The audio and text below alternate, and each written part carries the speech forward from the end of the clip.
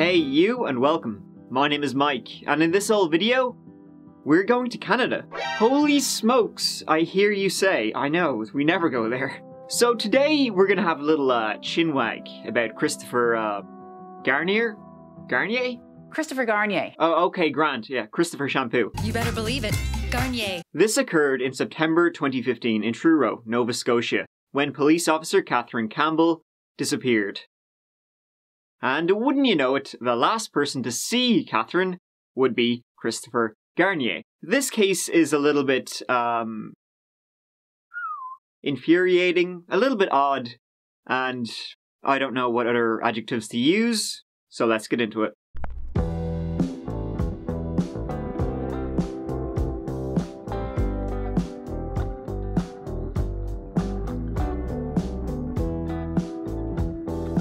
Catherine Campbell was born in January 1979 in Nova Scotia.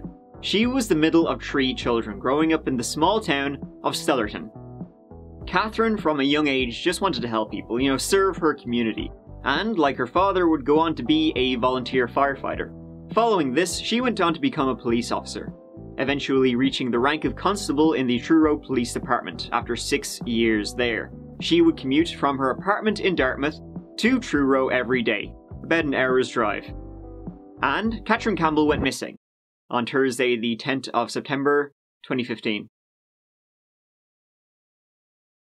Brett Ruskin, CBC News, here at the apartment of Truro Police Constable Catherine Campbell. This, in fact, is her apartment balcony. She was last seen here at 6:30 in the morning on September 10th. She had just wrapped up a patrol shift in Truro and commuted back here to her home in Dartmouth, and no one has seen her since. Police are asking anyone with information about this missing 36-year-old to contact them with any details. Brett Ruskin. 36-year-old Catherine was reported missing the following Monday when she never showed up for her shift. The dispatch supervisor with the Truro Police Department was the one to raise the alarm, as she was a co-worker and quite a good friend of Catherine's. And Catherine Campbell was the type of person she would always phone in if something was going on, if she was going to be late. She was kind of reliable in that way. So with Catherine being a no-show, the dispatch supervisor requested the Halifax Regional Police Department to do a welfare check on her in her Dartmouth apartment. Dartmouth is just across the river from Halifax. So they clickety-clacked, knocked on her door, no sign of Catherine. They entered. There was no signs of a disturbance or anything like that, but her purse was gone, her phone was gone, her usual, day-to-day bits and bobs were gone, just like Catherine. However, they did find surveillance footage of her leaving the apartment a few days previous, but that was that. She never returned. Good morning. I'd like to make an opening statement, and then I'll take some questions. I'm Superintendent Jim Parr. I'm the officer in charge of the Integrated Criminal Investigation Division. I'm here today to speak about the death of Catherine Campbell, which is being treated as a homicide. This file evolved very quickly to the point that we believed yesterday afternoon that it would not have a positive outcome. However, it would be just a short couple of days later that Catherine Campbell's body would be found in Halifax, just across the bridge from Dartmouth. Catherine's body was found on the 15th of September. She was found near an overpass under a large wooden box. Inside a garbage bin nearby, they found her keys. And just over an hour after Catherine's body was found, a man was arrested while driving his car. 27-year-old Christopher Shampoo. Inside his car, the police found a tarp, rope, a blanket, and a 5-litre gas can that was half full. Also a backpack containing sandals, a long-sleeve hoodie, 3 t-shirts, pants, sandals, 6 pairs of underwear, toiletries, his passport, a deck of cards, and 2 boxes of Cipralex, which is a medication used for depression. Now there are a lot of things, you could do with all that shit found inside Christopher Garnier's car. But 2 of them are burning a body and making a run for it. He was also found to be driving towards where Catherine's body was found. So, what led to this? I hear you barking, big dog. I'll take you through it. So to determine that, we have to go back to the night of September 10th and to the early hours of September the 11th.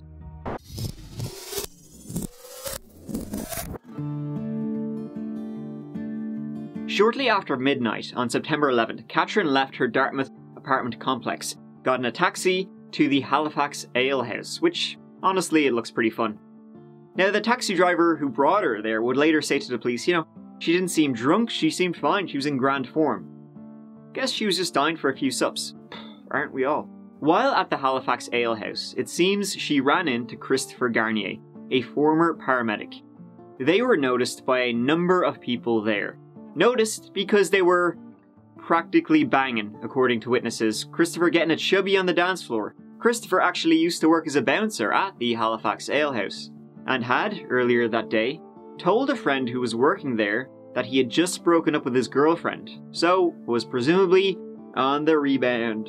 Lads. They were smooching away, getting blitzed. I hope they weren't drinking Moosehead. That's not great. Before leaving together shortly after 3 AM.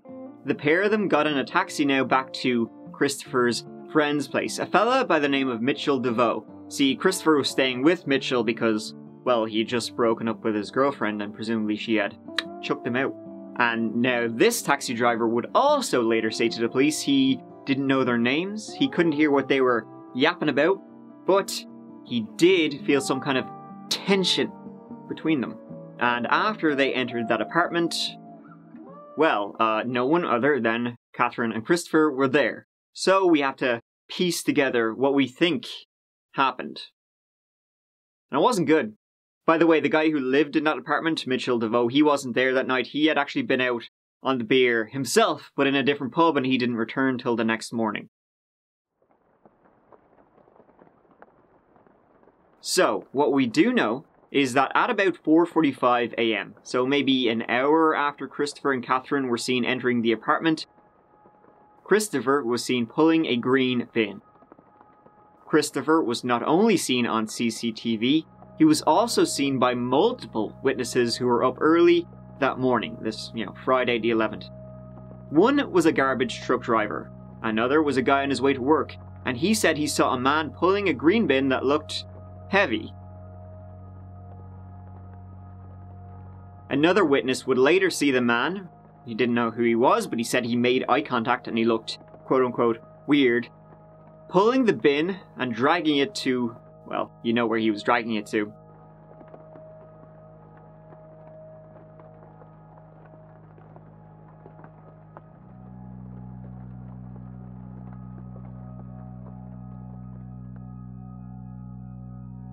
The next morning, Mitchell DeVoe returned, and he was surprised to see Christopher having a nice little snooze on the couch, because Mitchell, while Christopher was staying with him because his girlfriend had turfed him out, he had set up, a pull-out bed for him, and the mattress was gone. Weird, dude, what happened to my mattress? When Mitchell asked Christopher, hey, what happened to my mattress? Christopher said, I puked on, I got sick, had a bit too much to drink, oof, rough one last night. And he got sick, so he threw the mattress out. And I was like, don't worry, Mitchell, I'll buy you a new one. Forget about it. And in the days that followed that very weekend, so I guess this would be Saturday the 12th, Sunday the 13th, Christopher managed to get back with his girlfriend, who had, the one who had chucked him out. Good for him. So, all of these sightings were reported to police, and the police were following the leads of where they think Catherine was on the night she disappeared. From the pub to the witnesses. And so, they had started following Christopher. He was a suspect even before Catherine's body was found. So, when they did find Catherine's body, they swooped in on him and had him by the balls. After his arrest, the police went to the DeVoe apartment. There, they found blood. Some of the spots were located on the floor of the den, the back of the television, a Kleenex box, and on the handle to a cupboard that contained cleaning supplies. All matched Catherine's blood. Also, on a computer, they found searches for memory loss related to alcohol, and memory loss due to antidepressants. The autopsy of Catherine Campbell revealed that she had died from strangulation, and she also had a fractured nose and black eyes. Christopher Garnier was then interrogated. It lasted 9.5 hours. You don't remember, or you don't want to remember? I don't remember. What do you remember? After she paid for the cab, what do you remember?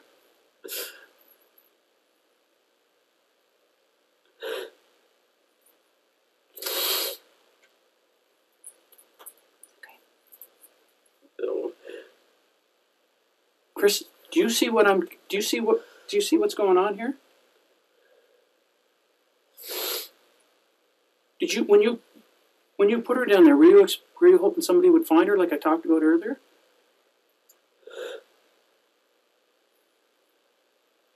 Chris, when you put her down there, were you hoping that somebody would find her?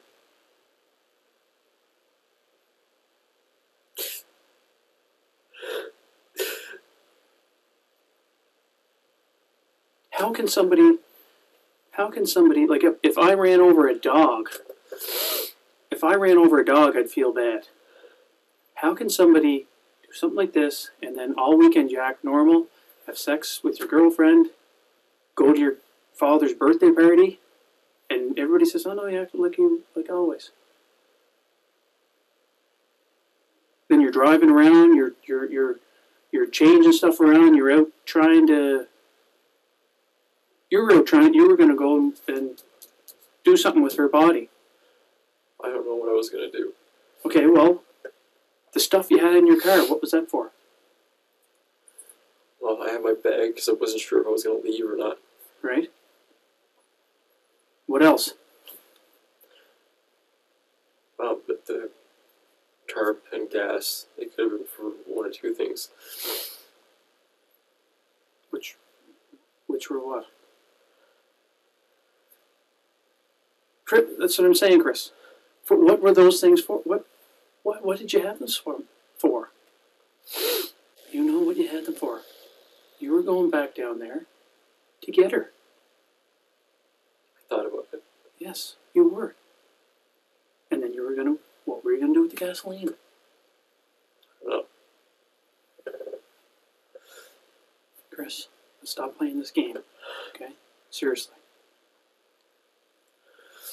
You knew what you were gonna do. If there hadn't been anybody around there, you would have went down and did that. I don't think I could have. I drove by there before. Yes, I know you drove by there before. Following you. I appreciate your honesty, okay? I appreciate your honesty. I was going to go somewhere. Was she tell me that she wasn't still alive when she was put in that that compost bin? Was she still alive when she was put in that compost bin? No. She didn't suffer in there? She didn't suffer when you threw her down over that bank? She was dead? How do you know she was dead? I think she was. How do you know that? How do you know that? Did you tell me that she was not alive when you stuffed her in there? How do you know that she wasn't alive? She wasn't moving. You're a paramedic. How do you know that she was not alive? She wasn't breathing. Okay, how do you know she didn't suffer? Like, how did it end? Did she end? Was it over quick? Is what I'm saying. I think so. What happened that she got to that point where she's going into a compost bin? I can't even remember getting back to Mitch's place. Do you remember the cab drive though? Somewhat. Do you remember going into the house? I mean, she paid for the cab, so obviously, if she paid for the cab, Chris, I mean, she could have said to the cab, "Just take me out of here." She wanted to go back there, so you didn't drag her into the house. That's what I'm saying. You did not drag her into the house. Okay, you can tell me that you told me, you assured me, and I'm hoping you told me that she wasn't alive, and you put her in the compost bin, right? And you know that that's the case because you said she wasn't breathing, she wasn't moving, she wasn't saying anything, right? I don't even remember most of the conversation when we were at the ale house. I remember being by the front doors. I'm trying to remember. I remember her being on the bed. Or the pull-out. And she was bleeding. This is where the sofa would be. This is the end of the bed. And she's diagonal like this on the bed, right? Pretend this is her head. Okay? And you're standing there, and you punch her 2 or 3 times, right? And she's still down on her back, right? Chris, you're angry. You're really angry. You're angry enough that you like I said earlier, you don't go around punching women. You've never punched Brittany, ever. There's no history of you going around punching women randomly. What did she say to you? I don't know. You're stressed out. Things are messed up for you. Your girlfriend left you. Shit is piling up like it's all over the place. You snap, punch her, and then what happens? My hands are on her neck. Yes. Christopher then wrote a letter, which was read out by a cop. We'll listen to that in a sec. But it feels quite disingenuous, you know, as shit, considering everything that happened. I'll read it out loud, okay? I don't know where to start. I only hope this will give you some closure. I never wanted this to happen. I've always been a caring person, but this is my darkest moment. I don't expect you to forgive me for what happened, so I won't ask for your forgiveness. I do need you to know that I am so sorry this happened. If I could give my own life to get hers back, I would. I will carry this with me for the rest of my life. Christopher Garnier was charged with second-degree murder and indignity to human remains. He pled not guilty after the confession. After the letter, he's got bollocks. He got bail, $100,000 dues, and was put under house arrest. However, he was eventually arrested again after breaching his house arrest. And his trial for the death of Catherine Campbell began in November 2017, over 2 years since, what happened.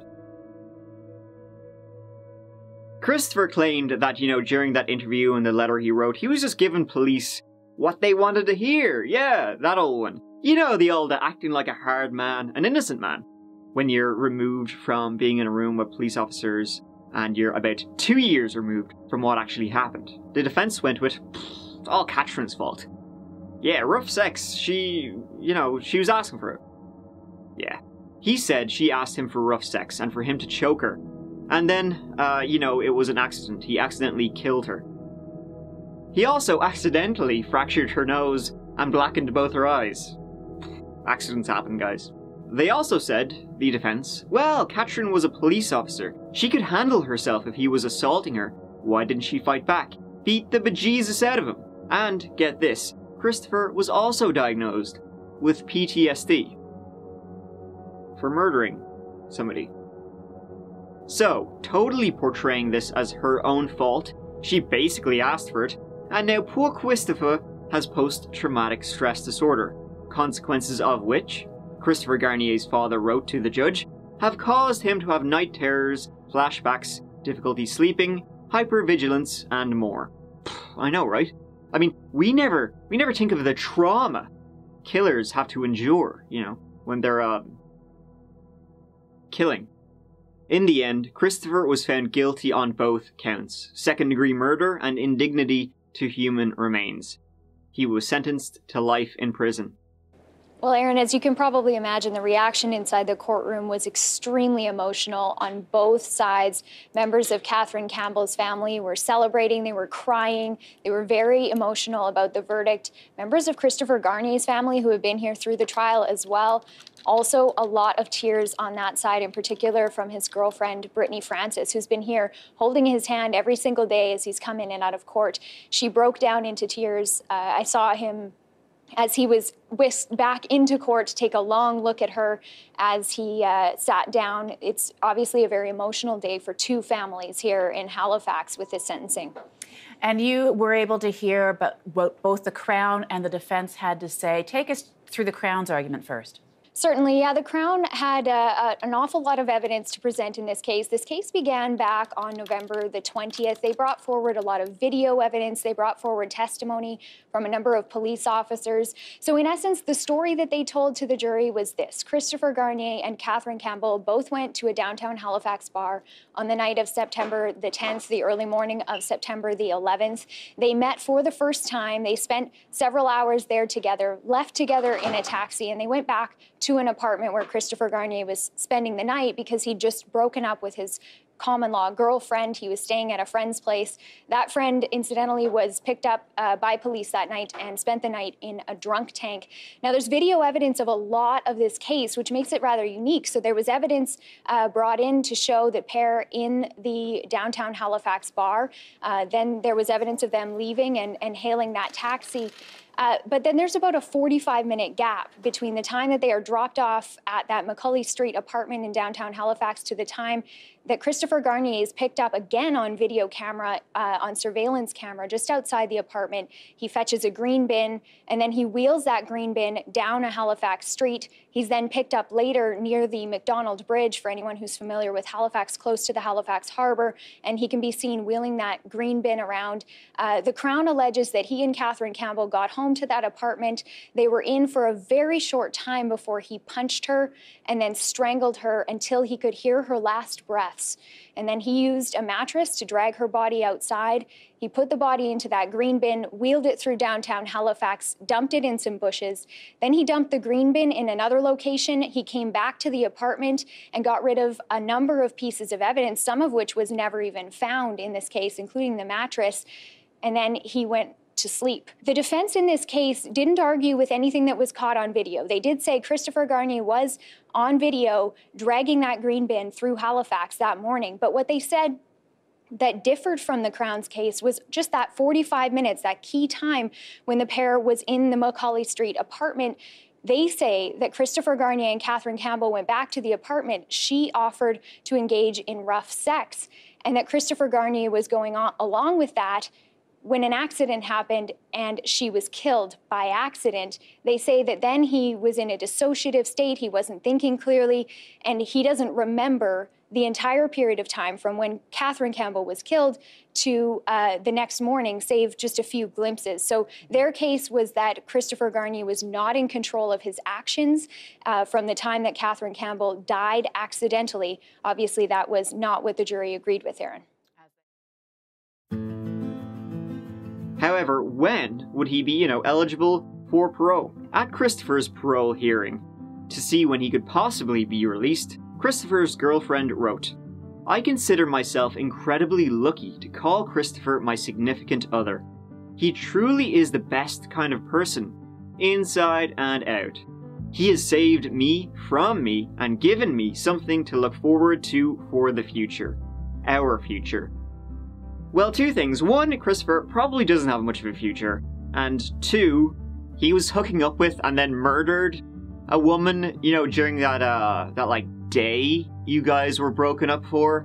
That doesn't, bother you? At all? Weird. His parole eligibility was set for 13.5 years. Throughout all this, remember, poor Christopher has PTSD. He needs treatment. Who is paying for his treatment? You, if you're Canadian. His treatment was paid for by Veterans Affairs Canada, which is the department within the Government of Canada with responsibility for pensions, benefits, and services for war veterans. Now, Christopher never served in the Armed Forces of Canada, but his dad did, which meant he was entitled to it. Christopher Garnier from Halifax is serving a life sentence for killing off-duty police officer Catherine Campbell back in 2015. At trial, an expert for his defense testified Garnier developed post-traumatic stress disorder as a result of the murder. So it's good to know that, he is getting treatment for his PTSD, which is no joke. But the PTSD he got for murdering somebody as opposed to actual people who've been in combat situations. Yeah. It seems possible that maybe Christopher took out the anger he had, from breaking up with his girlfriend on Catherine. Maybe that's what drove him to do what he did. He was angry about something, and whatever happened, I guess we don't really know because, well, there was only two people there, and one of them can't tell the story. They were both drinking, although it was determined Catherine, she had been drinking, but she wasn't that drunk. But whatever happened, saying it was some kind of a sex act gone wrong is a joke. Because, that he accidentally strangled her. He also accidentally fractured her nose and gave her black eyes. Really? Really? How do you accidentally fracture someone's nose, even if you're having a hardcore bang session? It's probably possible, to be fair, but not in this case. The defense was pretty disgusting, blaming Catherine for her own death, that she asked for it. But you know, just because he's eligible for parole in 13 years does not mean he will get parole in 13 years. He could be in there a hell of a lot longer. Probably will be. The fact that he got the Veteran Affairs Department to pay for his treatment caused quite an outcry in Canada. It seems that he might not be receiving it anymore, but a motion to revoke the Veterans Affairs Canada benefits that have been extended to Christopher Garnier was defeated. So they tried to remove it, and people voted against removing it. Maybe they just thought it would set a precedent, but to be fair, this guy, really? In December 2019, Christopher Garnier appealed. The results of his appeal are still pending. Christopher's last name is also kind of funny, Garnier, because not only is he a sham, he's also a piece of poo, too. Thank you so much for watching, I really appreciate it. I will see you, as always, real soon in the next video. Take care of yourselves, Mike out.